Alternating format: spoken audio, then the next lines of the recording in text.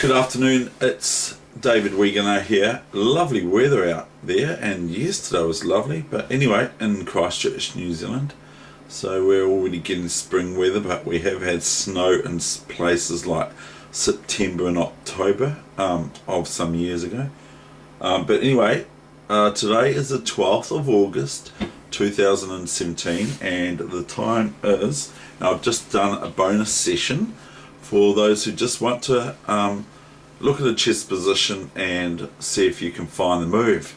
And so that's my challenge. So my opponent resigned after one move, that I played one move and my opponent resigned, and just threw the pieces in, and it's so it was over in one move. As soon as I played one move, my opponent resigned because there was nothing they could do. It was all forced, so they just gave up.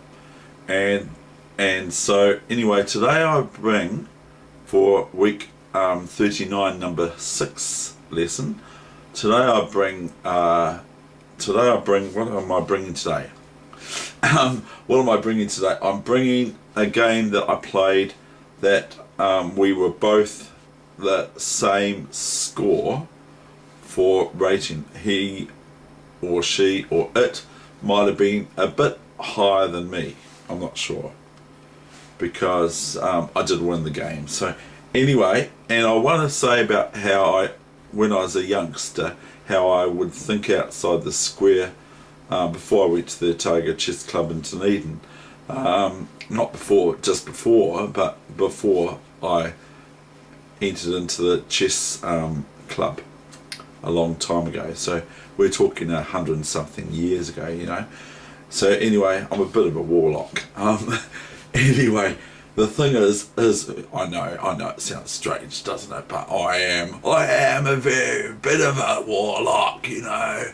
I do. But anyway, what I'm saying is that there was a competition on the radio station that said if you get 4 yeses in a row, you win. Okay, so what did I do? I thought outside the square. I found 4 questions that they'd answered yes to already. Okay, so I rung up and I replayed the four questions to the radio announcer, or the DJ back then, and he laughed, and that's all. But I mean, like, I got 4 yeses, and I was saying, well, I won. And they said, no, you actually had to find out what the thing is. But like, it was sort of just, I don't know, I was about 6 years old, or a wee bit of a smart aleck, you know. So anyway, here I go with today's lesson, okay? So this is the whole game, and nothing but the whole game, so help us.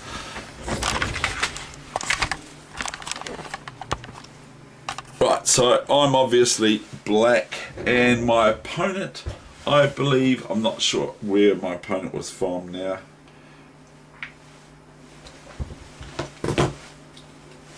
And he's done it again. Oh, Dave, I'm allowed to turn my head around, Dave. Yeah, Honeybee Bear from Kiwi, Honeybee Bear from New Zealand. And the Kias, well, what are the Kias up to? Real quickly. I'll just be quick, because there are some people that really like it. There are some people that just go, well, I just want to watch chess, you know. Yeah, Dave, go and play the chess. We want to watch the chess. We can hardly see it from here, but we got good eyes. Oh, no. Yeah, Dave, hurry up. Yeah. That's special for Heather, because she likes Pingy. Okay, so let's get on with it, guys and girls. And of course I know they're not real, but here's another wee friend of mine. Yeah, Mr. Pelican. But he's a wee bit fragile, isn't he? Yeah, I'm a wee bit fragile. I've been catching fish all day. I'll see you later. Oh, I've got one. I saw pelicans, I mean. Did I say albatross? I don't know, I might have. But I saw pelicans when I was in Brisbane. I was amazed. So you can see pelicans just at the harbour, and there's just loads of them. I saw hundreds of birds, pelicans. They're quite a cool looking bird in the wild. Anyway, that's that. So here comes the game. Without further ado, and that's the promise. We've got e4, of course, so that's, we all know this move, e4, e6. Then my opponent plays f4, which is what a friend of mine, no, I didn't play f5, I could, but I played d5. e5 and f5. Knight f3 came the response, and c5 came my response.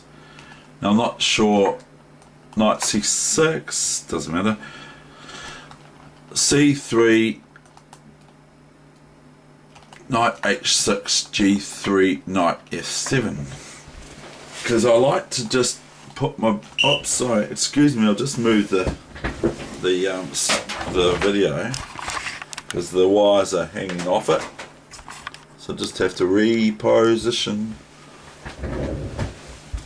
And that problem today actually occurred today about an hour ago, or about quarter to 12, and the time current is 12:51. g3, knight f7, bishop g2, bishop e7. See, I like to keep an eye on these squares, the g5 square, and also if white would put a knight, place a knight, say sometime around the case, then I can just lift it, okay, and then I can take it with this knight or that knight, this pawn.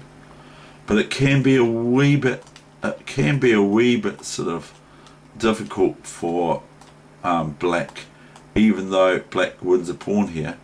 For this, if I take this pawn off, then white's got a half open file for their rooks, so they can do all right out of it. But anyway, that's not what my opponent played. I played bishop e7, and my opponent played naught. You mainline, Dave. They should know. The computer should know. The computer should know. I know. The computer should know, Kiwi. That's right. Yeah, Dave. The computer should know. I know. So we got castles and knight's castle for that of myself as well. Then we've got queen e2. Now I'm almost finished my development, but do I finish it? Probably not. Knight a3, look at this. Now I'm not finishing my development because I'm not putting my queen anywhere. I don't actually know where to put her. So I'll just leave her there at the moment. Rook b8, knight c2, and that didn't stop me. I'm just going to go here anyway. b5, bishop d2, and now I'm just going pawn storming. Okay, that's what's called in chess. Pawn storming, but there's no enemy king here. The king's not over here, but I'm pawn storming down the queen's flank, the queenside flank, and that sort of thing. So it's quite sort of like pirate play, isn't it? Sort of like just kind of in your face kind of buckaroo sort of style, let's go for it sort of thing, against white's queenside. Just sort of go a little bit crazy, like a whole lot of missiles or something like that. Now came this move here, rook f2, and that, as I've shown you, that's the template or the thumbnail that I use. So that's what you can look for. It's just the queen and the rook and the kiwi there with kiwi stuff that I've drawn a makeshift chessboard on. Okay, rook f2, and I just go on my merry way. b4, d4, and then I do a little bit naughty here. I go c4 because is it naughty? Because I'm locking my white squared bishop in a little bit. c4, but I'm not too worried at this stage. a b4, because I think, well, if I want to, as I've shown before, I can flip this out here and out here.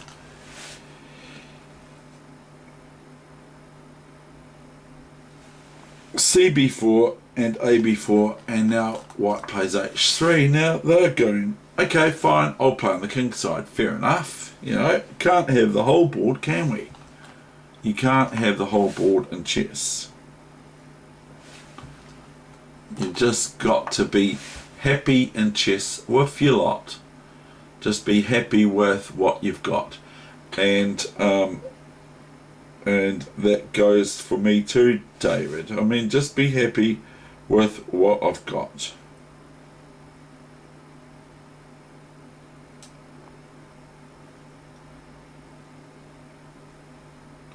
h6, and my opponent went g4. I went g6, and we swap off here. I don't know if white should do this, but they wanted to.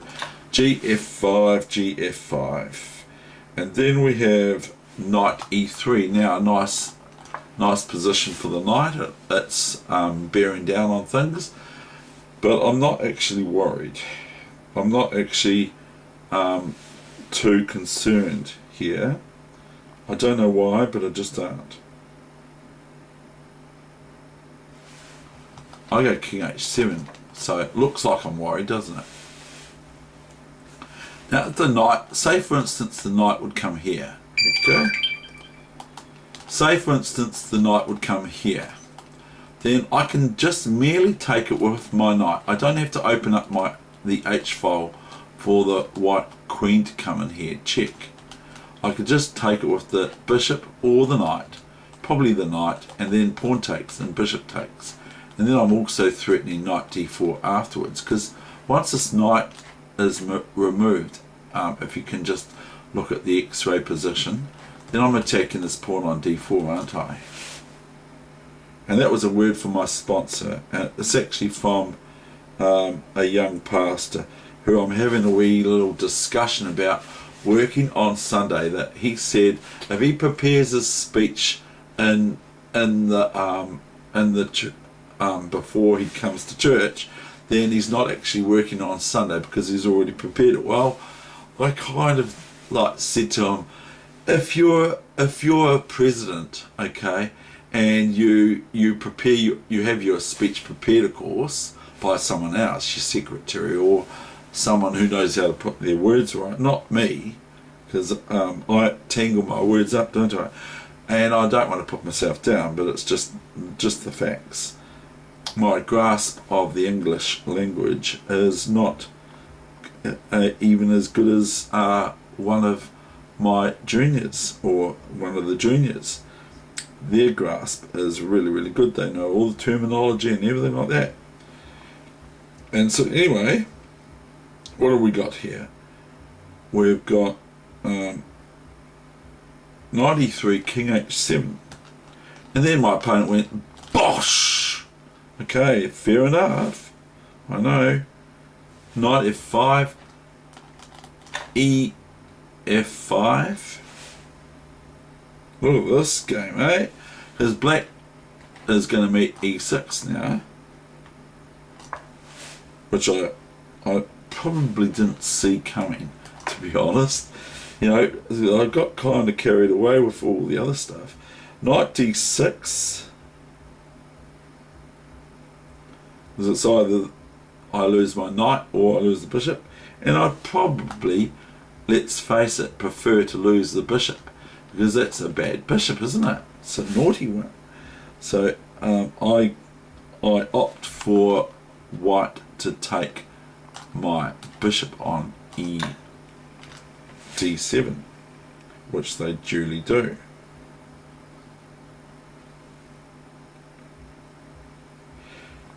Now we are 11 moves away from the end of the game. Okay, knight e4, knight e5. Okay, well I'm sitting there going, wow, you know, what am I going to do now? I go knight takes d4, because I go, whoa, Look at this. And like, I've got to worry about this pawn, of course. Okay, I've got to worry about this pawn, because this pawn's quite, it's quite sort of dangerous. But I can possibly take back here. Now if white can get the queen in here, it's looking quite devastating, isn't it? Not that move, computer, but this move and this move is going to be threatening a draw at least.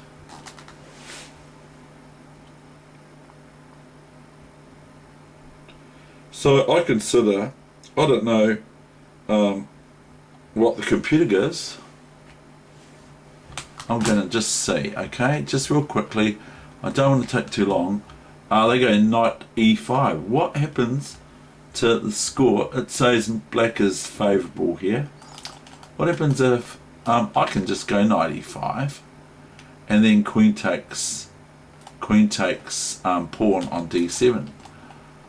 But what happens to my score? It now gives it now is saying that white's I think white's winning. Yeah, white's winning after this move. Knight d4. Apparently white's winning, according to the computer. I go queen h5. And what did I play here? Queen h5. I played rook b6, you see. You mainline. I played rook b6.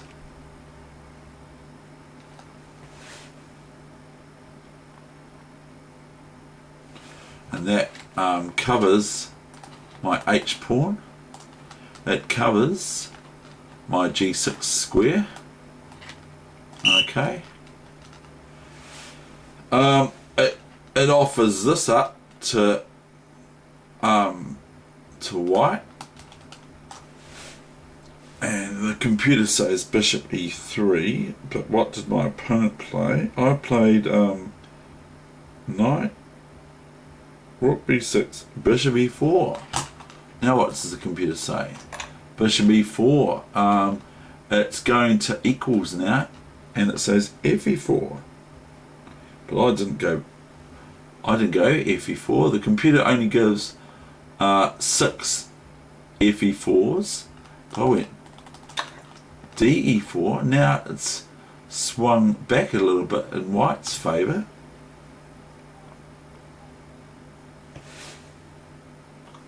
And it's saying bishop e3 again. But I don't mind that. I don't actually mind that. Bishop e3 again. So we're going to find out where where white went wrong. We've got de4, rook g2. And now my move was correct according to the computer. Knight f3.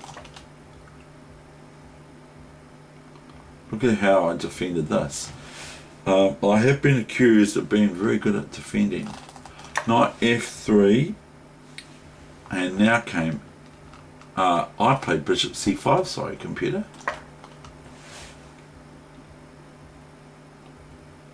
And the computer did not agree with that move. It's gone equal again in white's favour of 0.16 on the Richter scale. I went bishop c5. My opponent did go king h1, and I now go ef3. Now the computer is giving a unanimous thought of queen f3 here, but my opponent didn't play queen f3 here. They went rook g5, and this gives my move, the computer gives my move queen d7. Now if queen takes here, then I just merely take the rook. Okay, so we've got the computer saying bishop b4. I understand. I do not understand that move. Cancel. It's giving bishop b4, rook f1, bishop c5, b4, bishop b4, rook f3, c3, all that sort of jargon, which is decisive advantage, by the way, now for black. So that's where white went wrong, was rook g5 instead of queen f3. So it was better than this for white. So that's where white went wrong. Queen d7 came rook f1. Okay, new main line, you should know, computer. Yeah, Dave, the computer should know. I know, the computer should know. Now look at this, queen d5, and I can't play things like this, you see, because I just get queen g6 check and queen g7 checkmate. So I've got to be very careful still, but it's giving 0.5550. Now I'm thinking, oh yeah, we've got a pin possibly going to happen here. If white takes this with their rook, then I've pinned the rook, haven't I? Or the rook's pinned all of a sudden to the king on h1 with the queen. Okay, and if it takes this way, queen f3, well, I just go, it's curtains for white, because I go queen f3 check, rook takes queen, and pawn takes rook on g5, and I'm a whole rook up. So that would not do, but I have to keep watching my king. If black gives away this diagonal for the thing, you know, and I'm also threatening things like f2 or even c3, and the back rank for white is a little bit weak. The microscopic X-ray machine of my eyes is seeing that white has weaknesses on the back rank, but I have got weaknesses as well on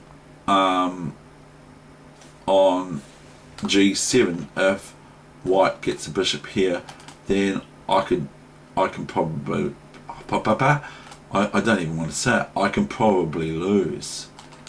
If there's a bishop here, then white would just have rook g7, okay, check, and then as soon as the king moves, the only spot is here, so you just get to imagine positions and then you can find them in actual play and you can make them happen.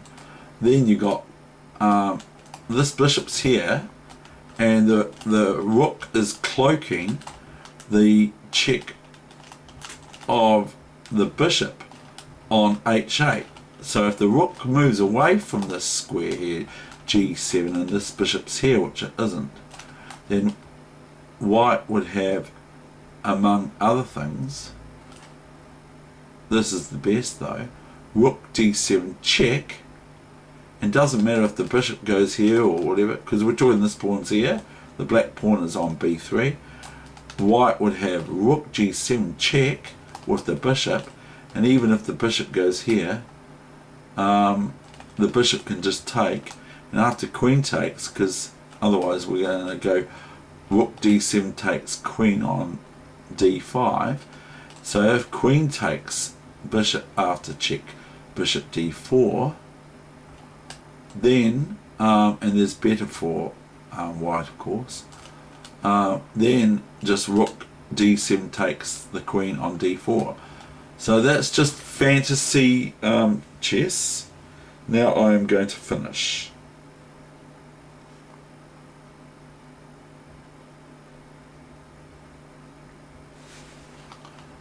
My opponent went there, f2, king h2. We're going to play it like we're playing a real lightning game.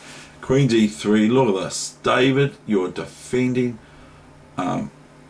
How are you doing on the Richter scale? I'm up at 8.50 in favour of black. Queen d3, rook d1, and I went queen. Now where does that put me? Puts me at 17, 13, 15, 13, 35, depth of 17, 18, 21. White's crushing black. Black's crushing white.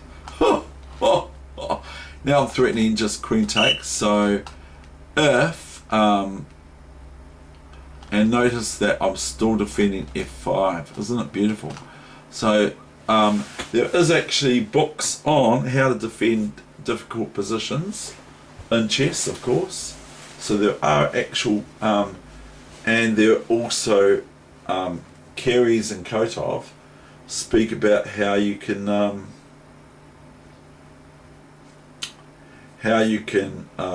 defend difficult positions as well, and that's the one I'm particularly talking about.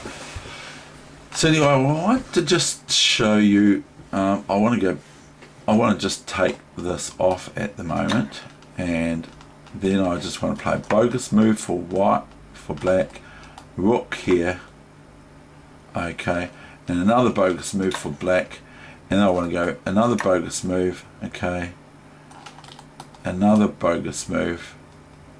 No, we don't want to do this yet. We don't want to do that yet. We want to just go b4, let's say, okay, new variation, rook b4. This is just nonsense I'm showing you here. Rook f5, and then if rook f5, queen here check, king here, and queen here or here mate, or queen h6 checkmate. Okay, that's all I want to show you, and that's the end of the session. Check out, oops, pardon the pun, check out my position that occurred just shortly before 12 today, midday. Check out the nice win that I had with a lonely knight, and it had a little bit of assistance from one of its friends, but no pieces other than the king.